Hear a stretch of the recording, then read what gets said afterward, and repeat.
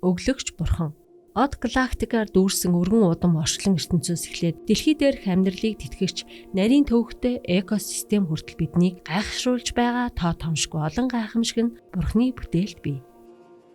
Учир нь түүн дотор тэнгэр ба газар дах бүх юмс, үзэгдэх ба үл үзэгдэх юмс, бүх юмс түүгээр болон түүний төлөө дээгдсэн байна.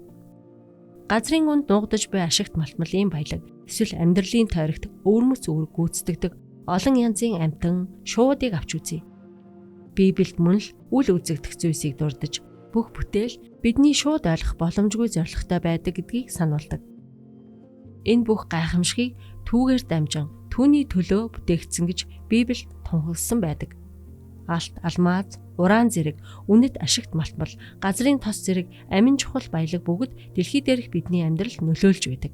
Гэсэн хэдий ч эдгээр нөөц нь бүгд Есүсээр дамжин мөн түүний төлөө бүтээгдсэн гэдгийг хүлээн зөвшөөрөх нь чухал юм. Бидний ертөнцийг харагдах ба үл үзэгдэх талууд нь эцсийн дүндээ түүнийг алдаршуулахын тулд оршдог бөгөөд энэ нь зөвхөн бидний хэрэгцээнд үйлчлэхийн тулд биш ажээ. Есүс тэдгээр баялагийг бидэнтэй найрсгаар хуваалцдаг учраас бид эдгээр нөөцийг ашиглах завшаантай байдаг юм.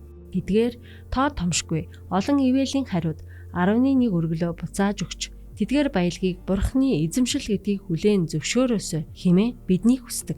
10% болон өргөл өргөх дадал нь бид түүний өгсөн баялагын эзэд биш, харин зүгээр л нярууд юм гэдгийг сануулдаг. Гэсэн хэдий ч бид заримдаа түүнд зүй ёсоор хамаардаг зүйлсийг буцааж өгөхөөс татгалзахад буруу дутагдах нь ачирхалтай биш гэж үү?